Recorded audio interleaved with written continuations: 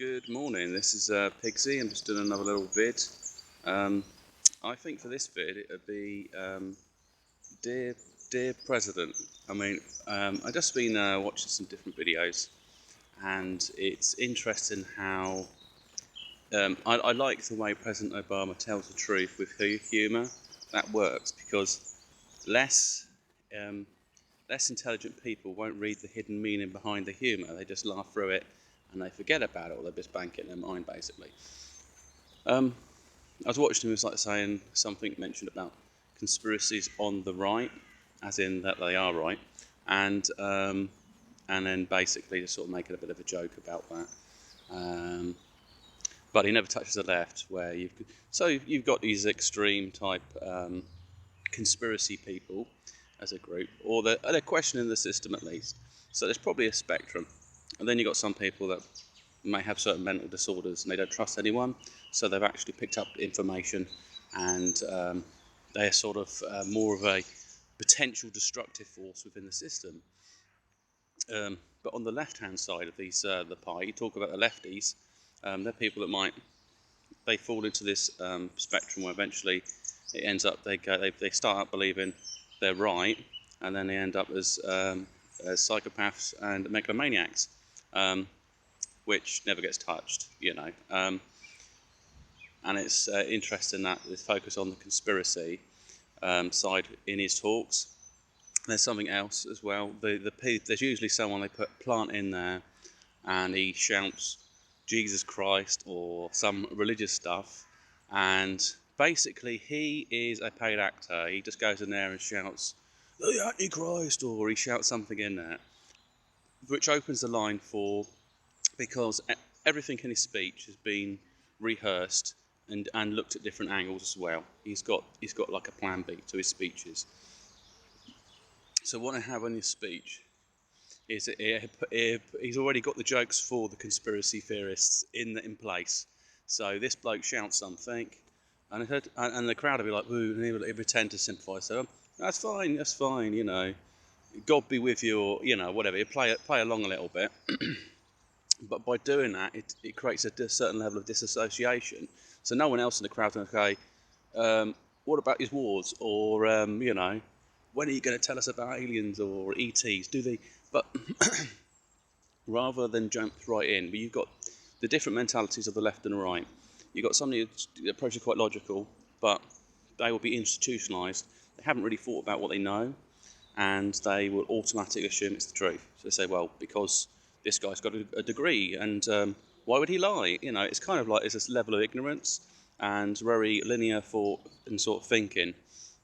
While you've got the conspiracy more types who say there's something wrong with the system because something's inside them saying there's something wrong. They're driven by a certain amount of feeling.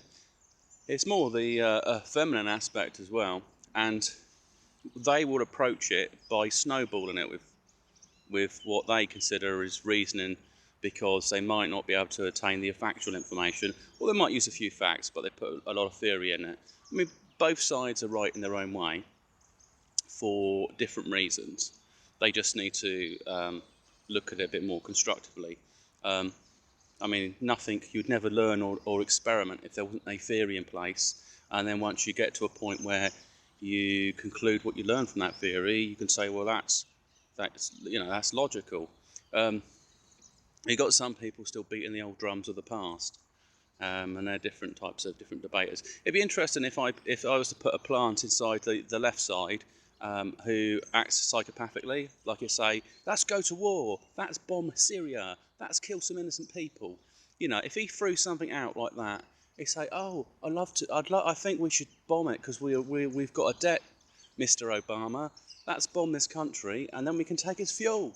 There's a way you could put people in there that would actually rock the boat both ways, and then he would be like, but he knows that he's a frontline face. He's the top end of the government as a front office government, but behind the scenes as a shadow government, he has got no power over it at all. And rather than going deep trenched in conspiracy, like I say, it'd be more constructual. Like say, do UFOs exist? And they say, well, no. Then why is there a classification called UFO then? and do aliens exist? And even if he didn't answer the question, that's a silent consent. If he answered it with a joke, at least we'd still hear the truth. He could say, well, yeah, you've seen Hollywood, right? It doesn't have to be that complicated. He doesn't have to speculate on it. Or if he can ask questions, well, what do you think? Well, there we go then. And then they've answered their own question. And he could say, look, my job isn't to create concern or panic. My job is to manage a lower level of government at a national basis. I've got no issue with any of these political groups. You've got some of them have got some crazy agendas behind the scene. I think if anyone turned around and say that Americans need re-education camps, then that's quite concerning. I mean, I like Hillary, but this is what I've heard in her speech. She makes it out as a joke. Oh yeah, they do need them. They do. Right. So what happens is education. Well, basically, you'll be stripped down as an asset, evaluated where you fit in society, and then basically you'll be like the new model slave. And then you've got the Jebster, and I can see all of his flaws and weaknesses. He wants to be like his father. He wants his family to be quite proud of him, and he will do anything that the shadow government asks. And he says, oh, let's increase military spending. So let's go back to our conspiracy debate. We could say, right, okay, well, you spend this much on military spending, but at what point, where does the money go? How do we get returns on what we spend? And also, why is X amount is going to a black budget? And will that black budget increase if military spending increases? Can we have a full report itinerising why thing? And there's other questions. Okay, let's throw this one out. Why does the royal family still own America? That might sound crazy to people. I was kind of aware of it anyway, but now it's more confirmed.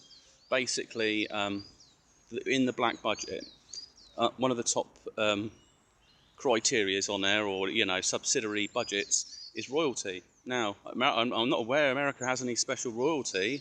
They could say, oh yeah, there's a budget, we've just called it royalty for some other reason. But my understanding is X amounts going flowing back to the monarchy, and they're a part of the shadow government. So in the past, it's like, yeah, you set up your front government, they could take the rap for things, people can pretend they're a part of the process when they don't actually have any impact whatsoever. There possibly is no reason to vote anyway. Or at least question who you're voting for. So I will not vote for you unless this gets done. Or if the old person that's in power say, right, well, you haven't done what you said you were going to do at the start. Please get that done before we can move on to the voting process. There's too many promises there.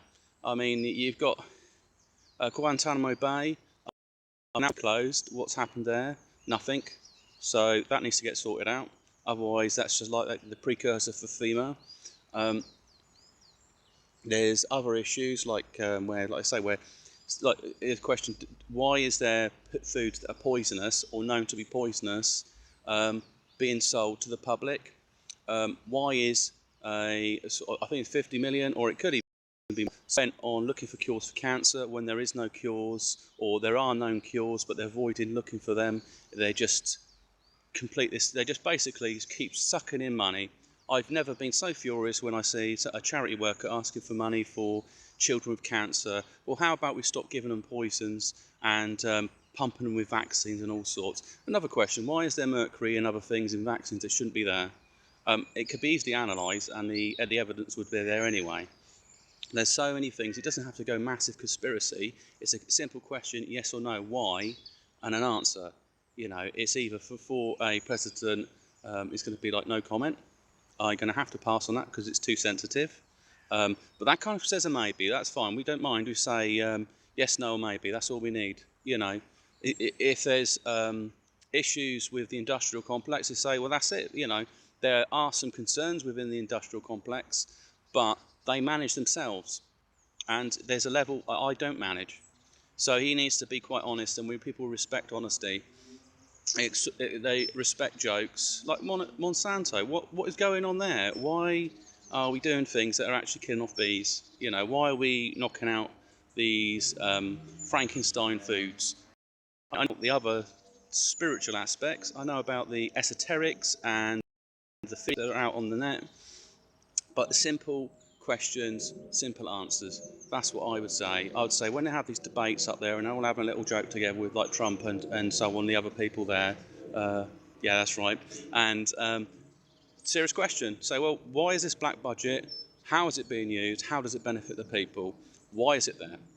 And then get these honest answers out. If you've got free green energy, okay, we understand that people like Shell Oil and so on want to hang on to that. But must be another way forward, a way they can be compensated and move it forward. I think there'll always be a need for petroleum, but we don't have to have them funding wars out there, funding ISIS. It's and then if you don't get the answer from America, say okay, then what we do is we write a letter to Vladimir Putin and we ask what information he has. We go right to someone in China. We write to other governments just to have a disclosure. That's fine. We'll do that then, because that will be the truth, and that will be more than enough to push him into one way. We don't need this weird games anymore with the public. We don't need the brainwashing or anything like that. We just want an honest fact. We can handle honesty. If wars are about money, then say so. Or say it in a way where the truth is hidden within humour, possibly. Maybe it's a throwaway remark in some way, but at least the people will be informed. So this is Piggsy sign off. Sounded a bit of an activist today. Probably just woke up and I just started to have some coffee. But anyway, take care and thanks for listening to this video.